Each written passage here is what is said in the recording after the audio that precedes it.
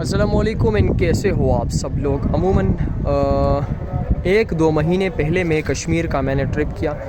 कश्मीर को मैंने काफ़ी ज़्यादा एक्सप्लोर किया और कश्मीर में मैंने जो देखा सच में वो अलग लेवल पे था।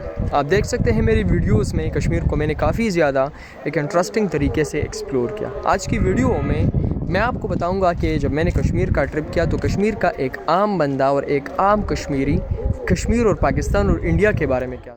अब जब ट्रिप स्टार्ट हुआ तो मैंने देखा कश्मीर में, मैंने बहुत ज़्यादा लोगों से पूछा, बहुत ज़्यादा लोगों को मैंने यार देखा कि वो पाकिस्तान के बारे में ये सोचते ही नहीं है कि यार हम पाकिस्तान के साथ शामिल होना चाहते हैं। ऐसा कोई भी सीन मुझे नहीं मिला जो हमें स्कूल में सिखाया जाता है कि कश्मीर को आज़ाद करें और वो कर ले और वो कर ले। तो ये मैंने ख़ुद अपनी आंखों ही से एक्सपीरियंस किया कि सच में वो लोग ऐसा कोई कुछ भी ऐसा सोचते ही नहीं, वो चाहते क्या है।